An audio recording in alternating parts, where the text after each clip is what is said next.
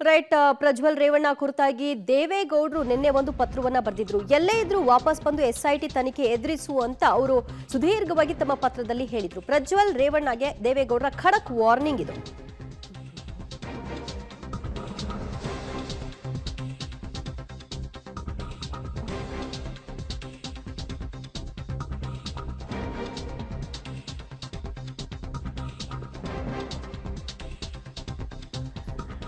ಎಲ್ಲೇ ಇದ್ರೂ ವಾಪಸ್ ಬಂದು ಎಸ್ಐಟಿ ತನಿಖೆಯನ್ನ ಎದುರಿಸು. ಪ್ರಜ್ವಲ್ ರೇವಣ್ಣಗೆ ದೇವೇಗೌಡರ ಖಡಕ್ ವಾರ್ನಿಂಗ್ ಇದು. ತಾತನ ಮಾತಿಗೆ ಬೆಲೆ ಕೊಟ್ಟಾದ್ರೂ ಬರ್ತಾರಾ ಪ್ರಜ್ವಲ್? ವಿದೇಶದಿಂದ ಪ್ರಜ್ವಲ್ ಬಾರದೆ ಹೋದ್ರೆ ಗೌಡರ ಮಾತೆ ಅಂತಿಮವಾಗುತ್ತಾ?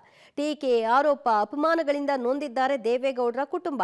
ಅದರ ಬಗ್ಗೆ ಸುದೀರ್ಘ ತಮ್ಮ ಪತ್ರದಲ್ಲೇ ಅವರು ಹೇಳ್ಕೊಂಡಿದ್ದಾರೆ. ಪ್ರಜ್ವಲ್ ಬಾರದಿದ್ರೆ ಕುಟುಂಬದಿಂದಲೇ ಬಹಿಷ್ಕಾರ ಹಾಕುವಂತಹ ಎಚ್ಚರಿಕೆಯನ್ನು ಕೂಡ ಕೊಟ್ಟಿದ್ದಾರೆ.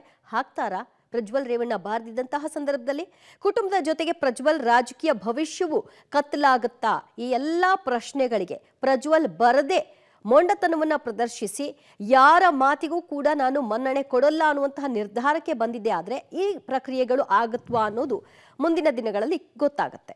ಮತ್ತಷ್ಟು ಮಾಹಿತಿ ಪಡೆಯೋಣ ನಮ್ಮ ಪ್ರತಿನಿಧಿ ಶ್ರೀನಿವಾಸ್. ಎಲ್ಲಾ ರೀತಿಯ ಪ್ರಯತ್ನಗಳಾಯ್ತು, ಅಂತಿಮವಾಗಿ ದೇವೇಗೌಡರ ಮಾತು ಏನಾದರೂ ಇಂಪ್ಯಾಕ್ಟ್ ಆಗಬಹುದು ಅನ್ನುವಂತಹ ನಿಟ್ಟಿನಲ್ಲಿ ಎದುರು ನೋಡಲಾಗ್ತಾ ಇದೆ. ಇನ್ ಕೇಸ್ ಬರ್ದಿದ್ದಂತಹ ಸಂದರ್ಭದಲ್ಲಿ ದೇವೇಗೌಡರ ವಾರ್ನಿಂಗ್ ಏನಿತ್ತು ತಮ್ಮ ಪತ್ರದಲ್ಲಿ, ಅದು ಪರಿಣಮಿಸಬಹುದಾದ ಸಾಧ್ಯತೆಗಳಿದೆಯಾ?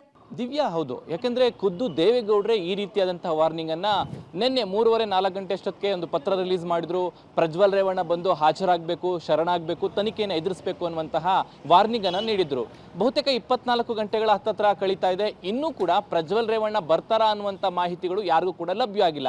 ಹಾಗಾದ್ರೆ ಪ್ರಜ್ವಲ್ ರೇವಣ್ಣ ಅವರು ದೇವೇಗೌಡರ ವಾರ್ನಿಂಗ್ ಅಥವಾ ಮನವಿಗೂ ಕೂಡ ಬಗ್ಗಿಲ್ಲ ಅನ್ನುವಂತಹ ವಾತಾವರಣಗಳು ಕಾಣಿಸ್ತಿದ್ದಾವೆ. ಹಾಗಾಗಿ ಒಂದ್ ವೇಳೆ ಇನ್ನು ಟೈಮ್ ಇದೆ, ಒಂದ್ ವೇಳೆ ಏನಾದರೂ ಅವ್ರು ಬಾರದೆ ಹೋದ್ರೆ ದೇವೇಗೌಡ ಪತ್ರದಲ್ಲಿ ಉಲ್ಲೇಖ ಮಾಡಿದ ಹಾಗೆ ಒಂದ್ ವೇಳೆ ನನ್ನ ಮಾತಿಗೆ ನೀನು ಬೆಲೆ ಕೊಡದೆ ಹೋದ್ರೆ ಕುಟುಂಬದಿಂದ ಏಕಾಂಗಿ ಆಗಬೇಕು ಅನ್ನುವಂತ ಸಂದೇಶವನ್ನ ಕೊಟ್ಟಿದ್ರು. ಹಂಗಂದ್ರೆ ಏಕಾಂಗಿ ಅನ್ನುವಂಥದ್ದಾದ್ರೆ ಕುಟುಂಬದಿಂದ ಉಚ್ಚಾಟನೆ ಮಾಡ್ಬೇಕು ಅಥವಾ ಹೊರಗಡೆ ಹಾಕಬೇಕು ಅನ್ನುವಂತಹ ಸಂದೇಶವನ್ನ ದೇವೇಗೌಡರು ಕೊಟ್ಟಿದ್ರು. ಹಾಗಾಗಿ ಪ್ರಜ್ವಲ್ ರೇವಣ್ಣ ಅವರೇನಾದ್ರೂ ಇವತ್ತಿನ ಒಳಗಡೆ ಏನಾದರೂ ಅವ್ರು ಬರದೇ ಹೋದ್ರೆ ಬಹುಶಃ ದೇವೇಗೌಡರ ಮುಂದಿರುವಂತಹ ಆಪ್ಷನ್ ಒಂದೇ, ಅವ್ರು ಹೇಳಿದಂತೆ ಅವರನ್ನ ಕುಟುಂಬದಿಂದ ಹೊರಗೆ ಇಡುವಂಥದ್ದು ಒಂದು. ಎರಡನೇದು, ರಾಜಕೀಯವಾಗೂ ಕೂಡ ಇದು ಪ್ರಜ್ವಲ್ಗೆ ಮೈನಸ್ ಆಗುತ್ತೆ. ಯಾಕಂದ್ರೆ ದೇವೇಗೌಡರು ತಮ್ಮ ಹಾಲಿ ಸ್ಥಾನವನ್ನ ಬಿಟ್ಟು ಅವರನ್ನ MP ಮಾಡಿದ್ರು. ಒಂದ್ ವೇಳೆ ದೇವೇಗೌಡರ ಮಾತಿಗೆ ಬರದೇ ಹೋದ್ರೆ, ಕುಟುಂಬದಿಂದ ಹೊರ ಹಾಕಿದ್ರೆ ಅವರ ರಾಜಕೀಯ ಭವಿಷ್ಯ ಕೂಡ ಅಂತ್ಯವಾಗುವಂತಹ ಸಾಧ್ಯತೆ ಇದೆ. ಹಾಗಾಗಿ ಪ್ರಜ್ವಲ್ ರೇವಣ್ಣ ಅವರ ಮುಂದೆ ಇರುವಂತಹ ಎರಡು ಆಪ್ಷನ್ ಇರುವಂತದ್ದು, ಯಾವ್ದನ್ನ ಆಯ್ಕೆ ಮಾಡ್ಕೊಳ್ತಾರೆ ಅಂತ ನೋಡ್ಬೇಕು.